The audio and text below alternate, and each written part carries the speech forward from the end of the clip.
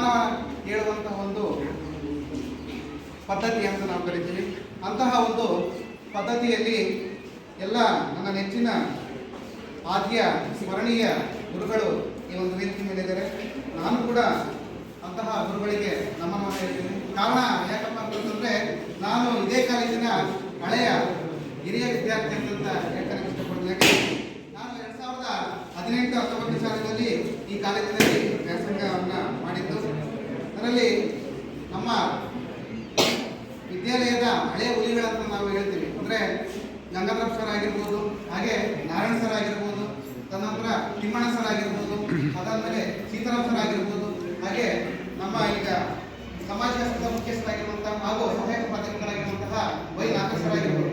ಈ ಎಲ್ಲ ಹಳೆಯ ಹುಲಿಗಳು. ಹಾಗೆ ಮತ್ತವರು ನಾವು ನೋಡೋದಾದ್ರೆ ನಮ್ಮ ನೆಚ್ಚಿನ ಪ್ರೀತಿಯ ನಲ್ಮಯ ಗುರುಗಳಾದಂತಹ ಅಶೋಕ್ ಬಿಟಿ ಸರ್, ಹಾಗೆ ಸುರೇಶ್ ಸರ್ ಆರ್, ತದನಂತರ ಡಾಕ್ಟರ್ ಸುರೇಶ್ ಡಿವ ಸರ್, ಅದಾದಮೇಲೆ ಹರೀಶ್ ಸರ್, ಹಾಗೆ ಸುನೀತಾ ಮೇಡಮ್, ಅದಾದಮೇಲೆ ಮಂಜುನಾಥ್ ಎನ್ ಸರ್. ಇವರೆಲ್ಲ ನಮ್ಮ ಹಳೆಯ ಹುಲಿಗಳಂತ ನಾವು ಹೇಳ್ತೀವಿ. ಯಾಕಂತಂದ್ರೆ ನಾವು ಯಾವುದೇ ಒಂದು ಕಾರ್ಯಕ್ರಮವನ್ನ ಮಾಡಿರಲಿ, ಪ್ರತಿ ಒಬ್ಬರನ್ನ ಪ್ರತಿ ಲೆಕ್ಚರ್ಸ್ನ ಕುರಿತು ಕೇಳಿ ಪ್ರತಿಯೊಂದನ್ನು ನಾವು ಮಾಡ್ತಿದ್ವಿ.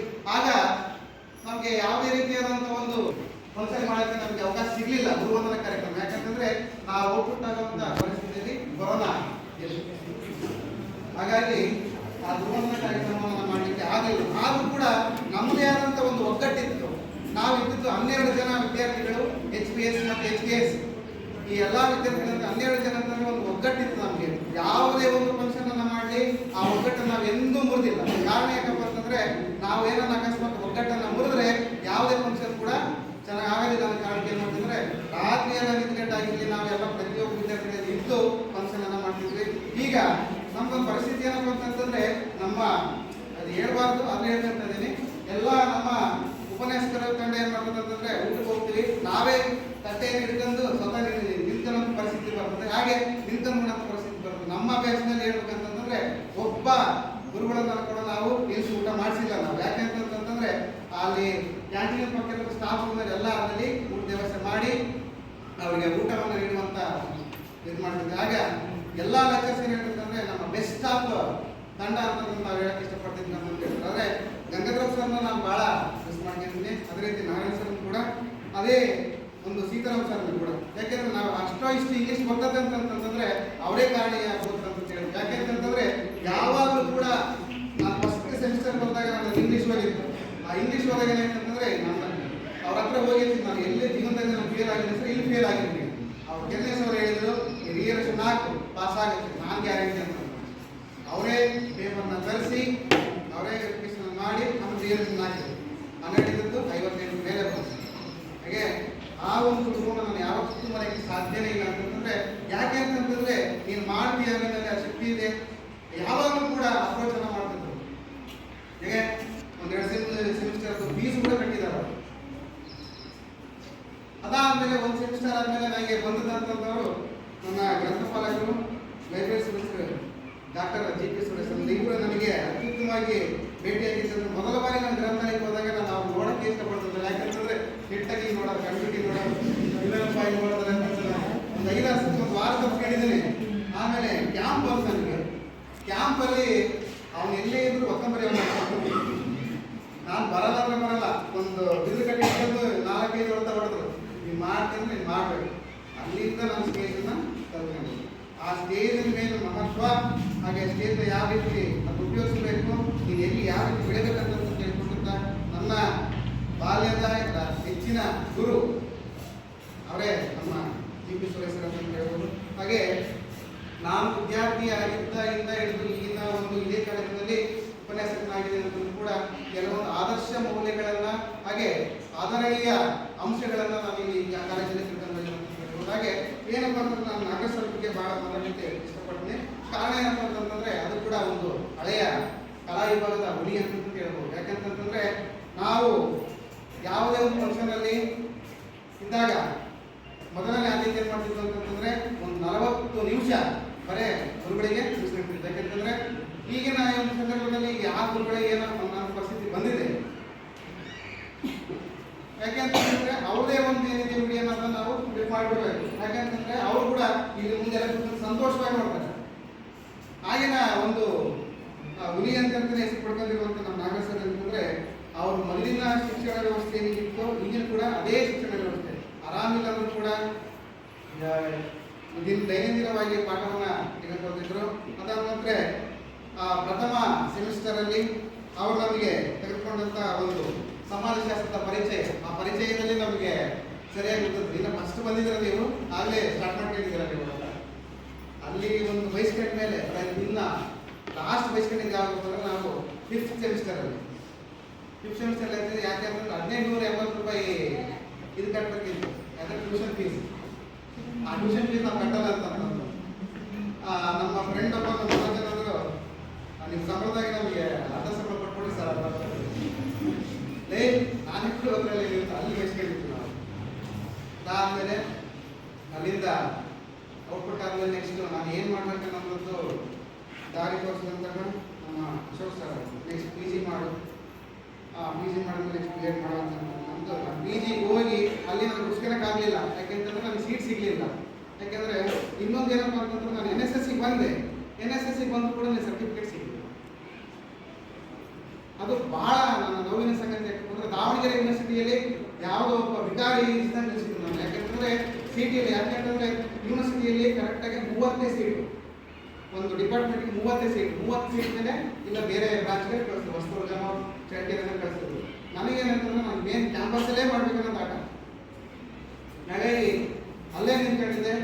ಆಗ ನಾನು ಗಂಗಾಧರ ಸರ್ಗೆ ಫೋನ್ ಮಾಡಿದೆ, ಸರ್ ಈಗ ಹೊರಗಡೆ ನಿಲ್ಲಿಸಿದ್ದಾರೆ ಸರ್, ನನಗೆ ಆ ಸೀಟ್ ಕೊಡಲ್ಲ ಅಂತ. ಸೀತಾರಾಮ್ ಸರ್ ಅವ್ರು ಫೋನ್ ಮಾಡಿ ಯಾರಿಗೂ ವಿ ಸಿಗೆ ಫೋನ್ ಪಲಾಟೆ ಸರ್ ಅಂತ, ವರ್ಷದ ಪಲಾಟೆ ಅಂತ ಅವ್ರು ಬಂದು ಸೀಟ್ನ ಕೊಡಿಸಿದ್ರು.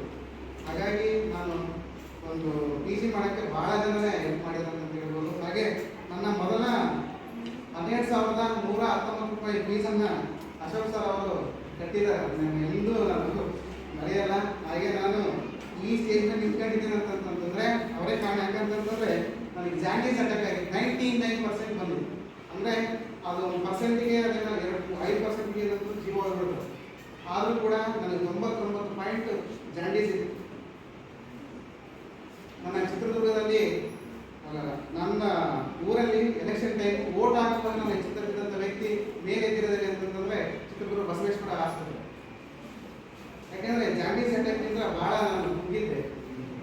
ನಂತರ ಅವ್ರನ್ನ ಎಂದೂ ಮರೆಯಕ್ಕೆ ಸಾಧ್ಯನೇ ಇಲ್ಲ. ಆಸ್ಪತ್ರೆಯ ಬಿಲ್ಲನ್ನೆಲ್ಲ ಸಂಪೂರ್ಣವಾಗಿ ಕಟ್ಟಿ ನಮ್ಮ ಜೀವವನ್ನು ಕಾಪಾಡಿದಂಥ ಶ್ರೀಮಂತ ವ್ಯಕ್ತಿ ಅಂತ ನಾನು ಹೇಳ್ತೇನೆ. ಇದೆಲ್ಲ ಆದ ನಂತರ ನನ್ನ ಒಂದು ಕಾಲೇಜಿನಕ್ಕಿಂತ ನನ್ನ ಒಂದು ವಿದ್ಯಾಲಯ ದೇವಾಲಯ ಅಂತ ನಾನು ಹೇಳಕ್ಕೆ ಇಷ್ಟಪಡ್ತೀನಿ. ಈ ದೇವಾಲಯ ವ್ಯಕ್ತಿಗಳು ಯಾರು ಕೂಡ ಕೆಟ್ಟ ದಾರಿಯಲ್ಲಿ ಇಳಿದಿಲ್ಲ, ಕೆಟ್ಟವರಾಗಿಲ್ಲ. ಯಾಕೆಂತಂದ್ರೆ ಯಾವ ಕಾಲೇಜಲ್ಲಿ ವರ್ಕ್ ಮಾಡ್ತಾನೆ ಅಂತ ಕೇಳಿದಾಗ ನಾನು ಓಚುಮರೆ ಕಾಲೇಜಲ್ಲಿ ವರ್ಕ್ ಮಾಡ್ತಾನೆ ಅಂತ ನನಗೆ ಅಪ್ರಿಷಿಯೇಟ್ ಇದೆ.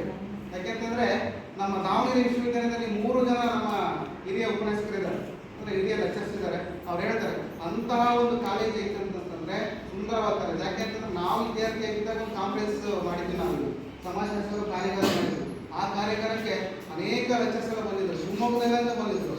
ಅವಾಗ ಏನು ಹೇಳಿದ್ರು ಅಂತಂತಂದ್ರೆ ಇದೊಂದು ಮಲೆನಾಡು ನೋಡ್ದಂಗಾಗುತ್ತೆ ಈ ಕಾಲೇಜನ್ನು. ಈಗ ಹೇಳ್ಬೇಕಂತಂದ್ರೆ ಈ ಕಾಲೇಜ್ ಮಲೆನಾಡನೇ ಅಂತ ಹೇಳ್ಬೋದು. ಯಾಕೆಂದ್ರೆ ಉತ್ತಮವಾದ ಪರಿಸರ ಇದೆ ಈ ಒಂದು ಕಾಲೇಜಿನಲ್ಲಿ, ಉತ್ತಮವಾದ ವಿದ್ಯಾರ್ಥಿಗಳು ಇದ್ದಾರೆ, ಉತ್ತಮವಾದಂಥ ಕಣ್ಮಣಿಗಳು ಇದ್ದಾರೆ. ಅಂದ್ರೆ ಒಂದಕ್ಕೊಂದು ನಿಜವಾದ ಸುಳ್ಳಲ್ಲ, ರತ್ನಗಳಂತ ಹೇಳ್ಬೋದು. ಎಲ್ಲ ವಿಷಯದಲ್ಲಿ ತನ್ನದೇ ಆದಂಥ ಪಾಂಡಿತ್ಯವನ್ನು ಪಡೆದುಕೊಂಡಿರುವಂಥ ಎಲ್ಲ ಗಣ್ಯರೇ ಇದ್ದಾರೆ ಅಂತ ಹೇಳ್ಬೋದು. ಯಾಕೆ ಅಂತಂದ್ರೆ ಕೆಲವರು ಮಾತಾಡ್ತಾರೆ ಹಂಗೆ ಹಿಂಗೆ ಚೆನ್ನಾಗಿ, ಯಾರು ಕೂಡ ಇಲ್ಲಿ ಕೆಟ್ಟವರಲ್ಲ.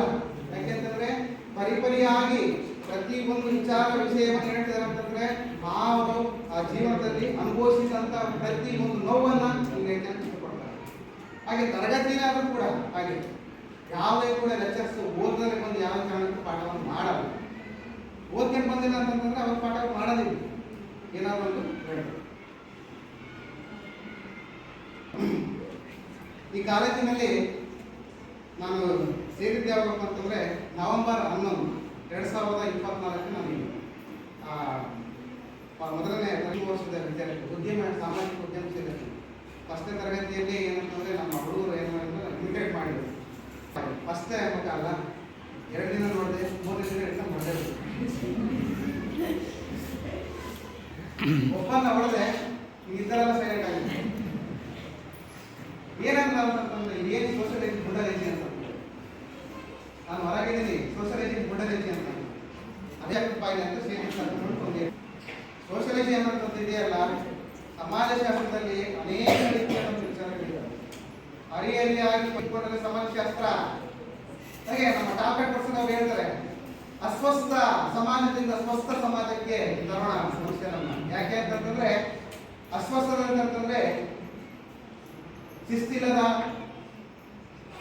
ಅಗೌರವ ಅಗೌರವ, ಕೆಟ್ಟತನದಿಂದ ಇರುವಂತಹ, ಹಾಗೆ ನೀಚತನದಿಂದ ನೀಚ ಬುದ್ಧಿವಂತಿಕೆ ಅಬುದ್ಧಿವಂತಿಕೆ ಹೊಂದಿರುವಂತಹ ವ್ಯಕ್ತಿಗಳನ್ನ, ಅಸ್ವಸ್ಥರನ್ನ ಸ್ವಸ್ಥ ಸಮಾಜಕ್ಕೆ ತರುವಂತ ಕೆಲಸವನ್ನು ಮಾಡೋಣ ಅನ್ನೋದನ್ನ ನಾವು ಹೇಳ್ತಾರೆ.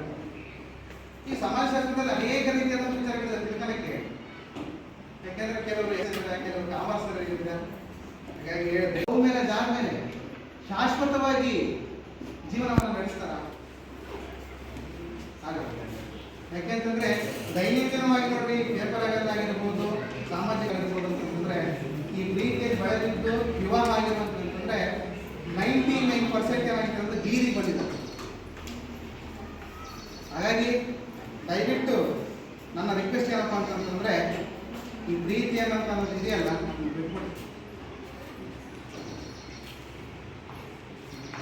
ನೀವು ಹೇಳಿದ್ರೆ ನಾವು ಬಿಡಕ್ಕಾಗಲ್ಲ ಅಂತ ನಿಮ್ಮ ಮನಸ್ಥಿತಿ. ಯಾಕೆ ಅಂತಂದ್ರೆ ನಿಮಗೋಸ್ಕರನೇ ಕಷ್ಟಪಟ್ಟು ದೇವರು ಸುರಿಸಿ ತಂದೆ ತಾಯಿಗೆ ಏನು ಮಾಡ್ತಾರೆ ಅಂತಂದ್ರೆ ಕಾಲೇಜಿಗೆ ಕಳಿಸ್ತಿದ್ದಾರೆ. ಏನ್ ಮಾಡ್ತಾರೆ ನನ್ನ ಮಗ. ಹಾಗಾಗಿ ನನ್ನ ಪ್ರೀತಿಯ ವಿದ್ಯಾರ್ಥಿಗಳು ಅಂತ ಹೇಳಿ ಬಂದೆ, ಆದಷ್ಟು ಆಯ್ಕೆ ಜೀವನ ಮತ್ತೆ ತೆಗೆಯುವಂತಹ ನಿರ್ಧಾರಗಳು ಹೆಚ್ಚಿನ ಗುರುಗಳಾಗಿರುವಂತಹ ಕಾಂಗ್ರೆಸ್ ಹತ್ರ ನಾನು ತಿಳ್ಕೊಂಡಿರೋ ವಿಚಾರಗಳು ಬಹಳನೇ ಇಲ್ಲ. ಯಾಕಂದ್ರೆ ದೈನಂದಿನವಾಗಿ ಅಂತಂದ್ರೆ ತರಗತಿಗೆ 9 ಗಂಟೆಗೆ ಫೋನ್ ಮಾಡ್ತಾರೆ. ನಾನು ಮಾಡ್ತೀನಿ, ನೀನು ಯಾವ ಕ್ಲಾಸ್ ತಗೊಂತೀಯ ಕೇಳ. ಸರ್ ನಾನು ಸೆಕೆಂಡ್ ಇಯರ್ ತಗೊಂಡು ಇಲ್ಲ ಫಸ್ಟ್ ಇಯರ್ ತಗೊಂಡ್ರೆ ಆಯ್ತಪ್ಪ, ನೀನು ಅಂದಾಗ ನಾನು ತಗೊಂಡು ದೈನಂದಿನವಾಗಿ ಮಾತಾಡ್ಲಿಕ್ಕೆ ಕ್ಲಾಸನ್ನ ಮಾಡ್ತೀನಿ. ಅಂತಹ 9 ಗಂಟೆಗೆ ಯಾರು ನನಗೆ ಫೋನ್ ಮಾಡಲ್ಲ ನನ್ನ ಬೇರೆ ಇಷ್ಟು ಅವರ್ಸ್ ಇರ್ತದೆ. ಯಾವ ಮೀಟಿಂಗ್ ಮಾಡಬೇಕು ಈ ಥರ ಅಟೆಂಡ್ ಆಗಬೇಕು, ಸಿಲೆಬಸ್ ರೆಡಿ ಮಾಡಬೇಕು, ಕ್ವಶನ್ ಪೇಪರ್ ಓದಿನ ಬಗ್ಗೆ ಆಗಿರ್ಬೋದು, ಜೀವನದ ಬಗ್ಗೆ ಆಗಿರ್ಬೋದು. ಏನಾದರೂ ತಪ್ಪಾಗಿದ್ದರೆ ಈ ಒಂದು ವೇದಿಕೆ ಮುಖಾಂತರ ಎಲ್ಲ ವಿದ್ಯಾರ್ಥಿ ಮುಖಾಂತರ ಎಲ್ಲ ಉಪನ್ಯಾಸಗಳ ಮುಖಾಂತರ ಏನಾದರೂ ತಪ್ಪಾಗಿದ್ದರೆ ಇಷ್ಟು ಹೇಳ್ತಾ